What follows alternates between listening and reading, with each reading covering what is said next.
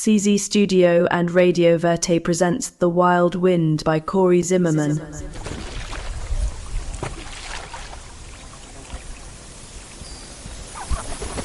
Chapter 6.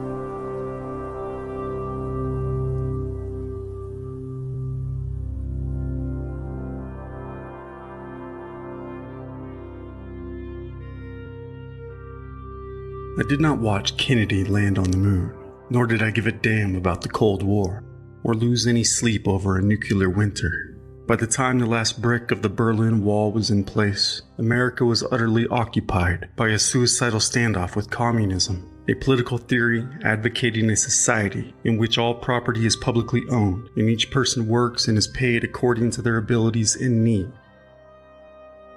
In the meantime, the Nazis swooped in like vultures, while I was still under the impression the Allies left them to rot in trenches, spreading from Spain to Stalingrad, when the blonde-haired, blue-eyed nurse in her starched and stale uniform pushed Richie out of Ward E, stiff with rigor mortis, right up to a hole a drunken Russian could have dug deeper in the frozen Siberian tundra, and dumped him right in. My dear Richie, snapping like a twig. His cockeyed tombstone read 4824. I suppose I could have straightened it out with a kick, but I walked away, the atomic blast tearing the flesh from my cheeks, red like a spanked ass, delighted in the comfort of the nuclear winter numbing my bones. Richie's family didn't attend the funeral. No one did. No one but me, 3 gravediggers, and a godforsaken priest in those nimble pages, wanting nothing more than to tear away in the wind. It was then I spotted a stranger out of the corner of my eye staring over at me. I turned and walked away, unaware if Richie's family knew of his timely death, or if they were dead themselves, the whole damn lot. Whatever the case, Richie was now amongst the nameless, the forgotten, as my shroud flapped about, crossing the tundra for the old farmhouse, creaking in the cold howling hell like the joints of my knees. It was 1962, but in reality, Richie's mind died in the year 1918, and I faithfully gave over 4 decades to his breathing corpse, all the while, dreadful hope tearing my heart to shreds with its claws. It was time to let go. It was time to forget all about hope, Ward E, in that damn chair. It was time to forget about Richie, as he had me when his mind marched off somewhere in France. Or maybe Belgium, who the hell knows. Nonetheless, I had hoped he had come to his senses and made his way south for the sea, the Isles of Delos, Helios, or Mykonos, anywhere.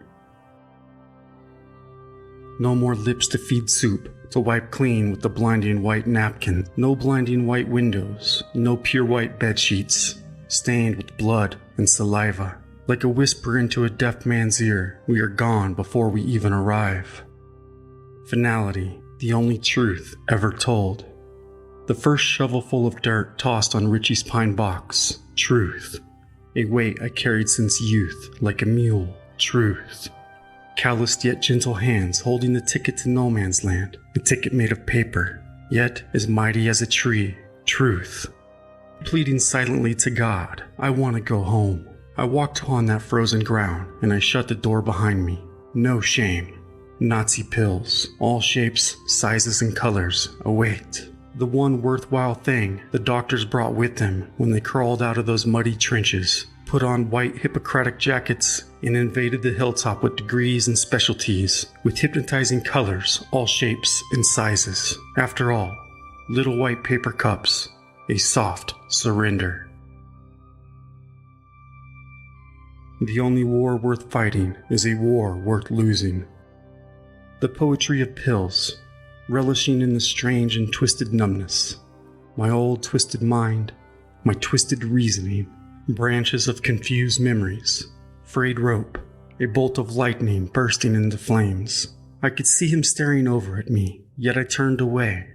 I walked away from the crooked tombstone, said no goodbyes. It made my way to the farmhouse, where I swallowed a red one, a yellow one, a blue one, 2 round, 1 oval, and I began to dust. Dusting away memories, sneezing away the past, the future polished, keeping an eye off the reflection. A single knock at the door, I opened it but an inch, broom in hand. A ghost from the past. I shut and locked the door, and waited for him to dissipate. I laid upon my cold mattress and begged Mama, please don't let me awake in the night, for I shall see the stars and remember who I am. Please, I beg of you, don't make me nail my feet to the floor, Mama. I fear you. Beyond the curtain, the sun rose repeatedly, and the flowers bloomed every spring as the geese returned north. Behind the curtain, my daily routine. Scrubbing floors, washing already clean dishes, and splashing water on my face, lying down and trying to breathe, standing up and shaking my hands as my heart raced, splashing water on my face again, making tea, drinking it cold, drinking it scalding hot. All the while the whole room spun around and round, and I thought I might die. After the blazing heat of summer, the petals dropped one by one, and the elms shed like antlers in the ravine, as snakes shed their skin in the rocks near the tracks below. Then the geese returned south, guided by the winter winds.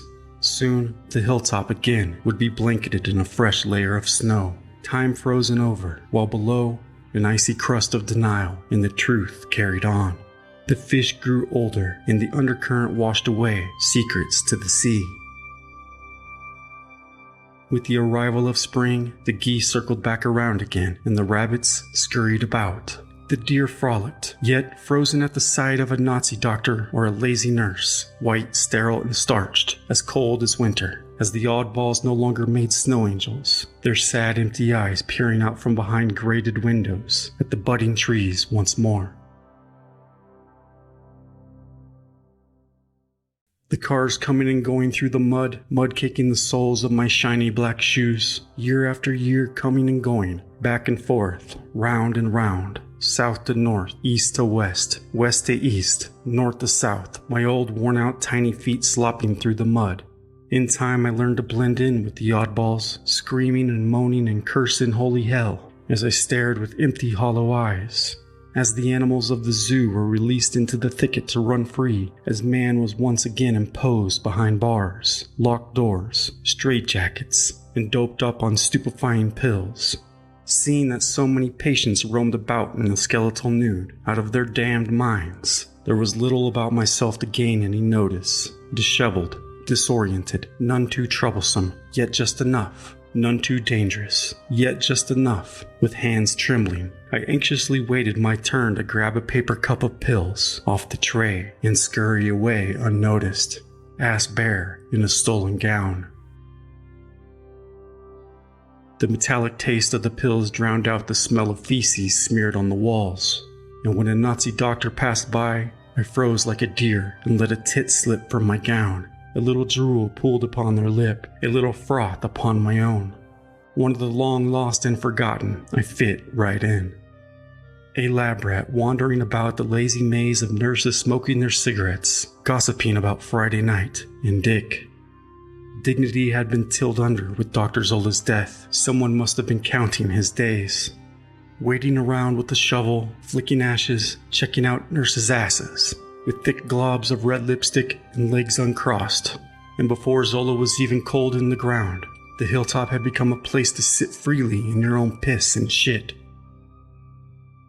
At the same time, the Nazis acted out their sadistic fantasies, displacing their inferiorities and aiming their ice picks at the weakest and most vulnerable of us all. Cross-haired dicks that kicked the weak while they were down, shiny shoes right in the gut, ribs, and soul, broken and bruised. The wailing terror-filled screams of the strapped down and rolled away were lit up or picked like ice, silenced, stupefied, undone, and sat in a chair by a window. Birds chirped on the other side of the pane of glass, as fragile as reality, covering in a grating to prevent said reality from shattering. Paper cups were arranged, and I grabbed them freely from trays and carts and counters. Rats scoured about, snakes wrapping around the willing and unwilling and unconscious, making their way around legs for the sweet spot, for the mind, a dark wave heading for the heart where it would leave an institutional wasteland in its wake. I moped about in a desert of misery and stupor, with my tit hanging out to appease the doctor with perverse anonymity until I could scurry off back to the farmhouse. At an endless gray, I looked up and asked. However, the breeze carried no answer, as it blew dust in my eyes with a whisper. Go mix your wild drugs, circle daughter of the sun.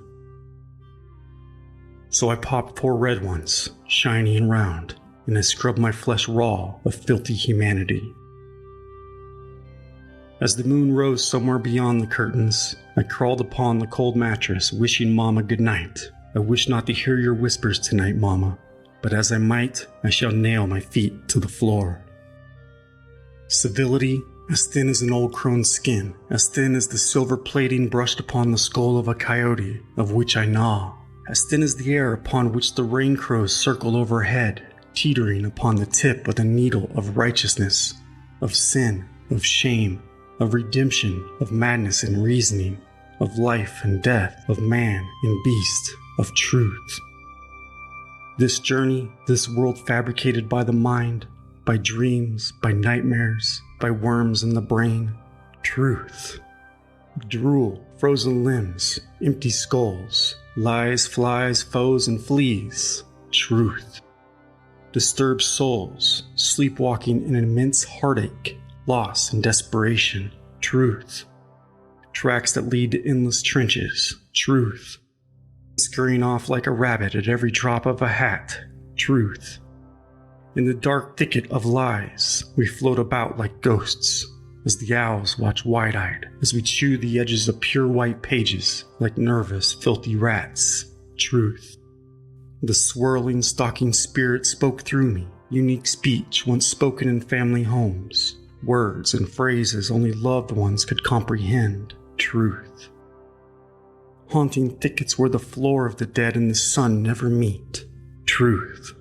Rocking chairs and turning tables, truth.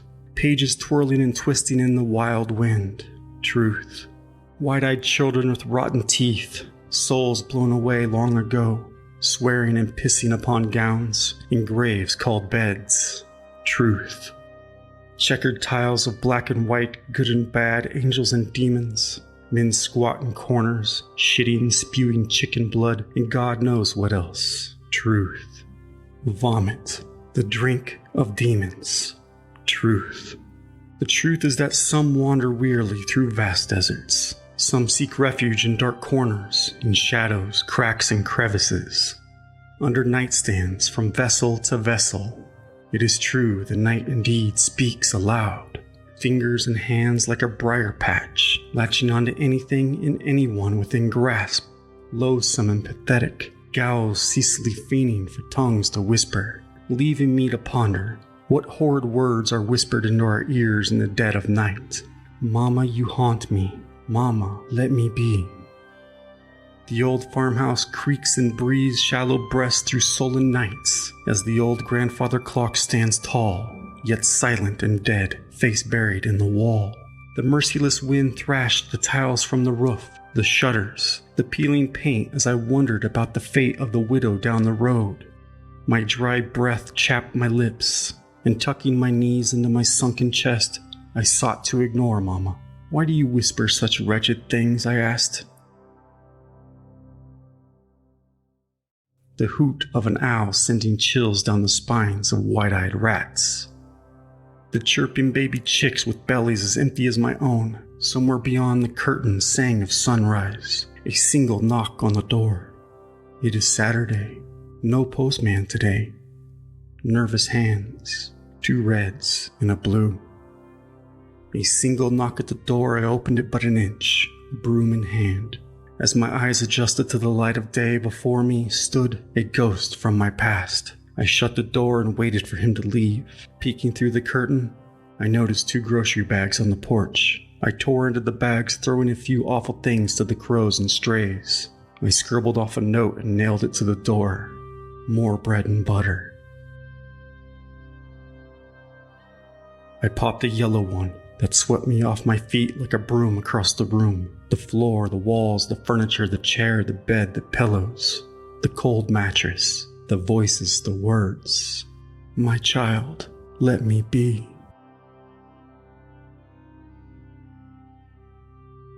Reagan was nearly killed by a young man with the disease. Nonetheless, old Ronnie, born right here in the state of Illinois, star of the film Brother Rat, didn't much believe in schizophrenia and closed the hilltop down in no time.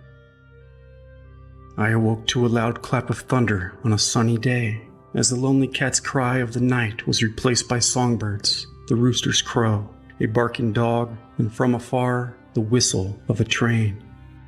I daydreamed of the days when the squeaking brakes of a truck once delivered warm bread across the hilltop.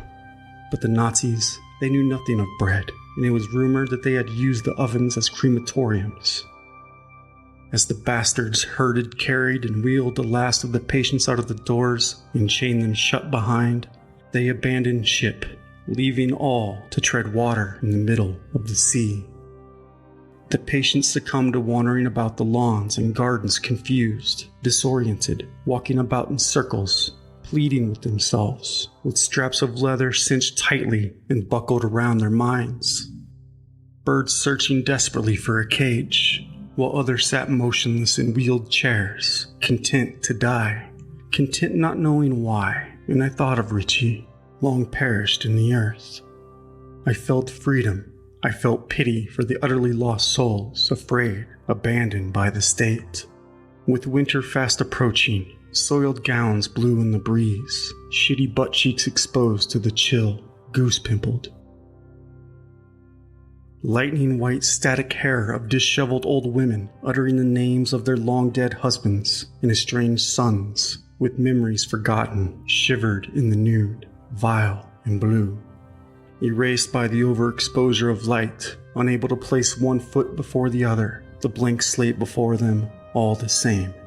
Empty, unknowing, foreign, dislodged and distorted. North, south, east or west, no longer arrows pointing any which way. Not toward homes of uncles nor aunts, nor distant cousins. No homes with doors to rap upon, let alone step forth within. As the medications wore off, their subdued minds awoke, and the disease took hold once more. Full-blown hallucination, hunger and raging thirst, joy and paranoia. In time, the patients went down with the ship, making their way by the law of gravity, down the ravine to the old wagon trail, train tracks, roadside, and the river below. Many swam for it, or strolled along the shoulder in tattered gowns, tractor trailers rasping at the fresh layer of tar, the draft leaving genitalia exposed to twisted-necked children in the back seats of station wagons, and bewildered mothers covering innocent eyes to the undesirable fallacies of society. Fallacies escaped from the shadows, faces with their wild eyes, an army of madness let loose by old Ronnie, an absolute lack of reasoning, haphazardly making way for the city of Grandview, a tidal wave of unreality, a reckoning, an assault upon the senses of the light of day, upon the sidewalks which man walked in suit and tie, man in denial of his own misdeeds, for the sake of pseudo-sanctity and civility. Huddled down in the stoops and alleyways, the diseased were forced to eat from garbage cans and dumpsters like strays, like beasts left to their own means and ultimate demise, ruin, as the whole community awaited winter to purify the streets. And when winter did arrive, the blue-lipped, blue-toed, and frozen solid were carried off by those hoping the lice neither withstood the freezing January night. Once nailed shut within the darkness of plain pine boxes, the forgotten were buried in back corner pauper plots, where no stones were placed, nothing but mounds of dirt that sank back into the earth with the melting snow. Souls not laid to rest, but tossed, and tossing and turning about, hollowed bones shattered as new holes were dug. A casserole of the unwanted by all but the worms. With a heart grown as cold as January, the city itself fed those worms, which fed the earth, and come spring buds, blossoming flowers perfumed with the stench of great shame. Those who survived the harsh winter, burrowing down in boxes and back alleys, lived to become targets as open hunting season began for the moralists and hate-fueled drunkards and teens to run down in the night, flattening the mad like toads under the tires of their Chevys and Fords. A curse had undoubtedly been cast upon the city of Grandview, a plague unleashed, revenge, as the spirits never forget nor forgive. Nor had I ever stopped wondering just who were the diseased. Mercy had been pawned for an acceptable currency of cruelty at the trading post of the crossroads. The disease had not only swept across the city, but the nation from coast to coast. America, America, God shed his grace on thee, and crown thy good with brotherhood, from sea to shining sea. Brother rats stepping over brothers, sisters, husbands, daughters, aunts, uncles, wives, neighbors, and sons, ravaging upon each other in unthinkable ways. Whirling about in one shoe, neither going to nor fro, as out of the corner of the eye, the vast blue had turned gray. As the sun nestled into the trees for the evening, I made my way for the graveyard in what light remained. The towering elm budding high above the silence at my feet. I placed my palm upon the rough bark and felt his soul within. I wiped my teary eyes on my sleeve and carried on to the old twisted tree, spun like the rope that Mama once swung from, long frayed to nothingness. My heart sank as I noticed the tombstones in the ravine. I scampered through the fallen branches, crossing the tracks and the highway, then through the willow to the river, swollen high above its bank.